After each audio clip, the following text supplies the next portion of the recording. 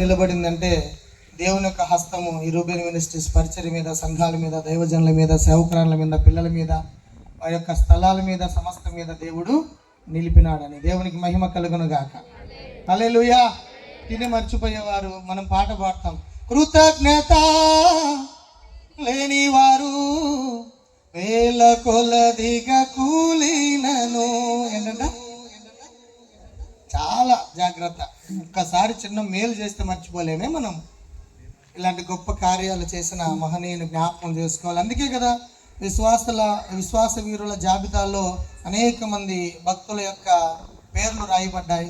తప్పేమి కానే కాదు నాయకుల్ని జ్ఞాపకం చేసుకోవడం, మన కొరకు శ్రమపడి యేసుక్రీస్తుని మనకు పరిచయం చేసిన అలాంటి మహనీయుల్ని జ్ఞాపకం చేసుకోవడం. దేవునికి స్తోత్రం. హల్లెలూయా. ఈ సమయంలో మన ప్రియులు నాయకులు రూబెన్ మినిస్ట్రీస్ డైరెక్టర్ గారు డేవిడ్ సార్ గారిని, మేడం గారిని ప్రేమతో ఆహ్వానిస్తూ ఉన్నాం. గట్టిగా చప్పట్లు.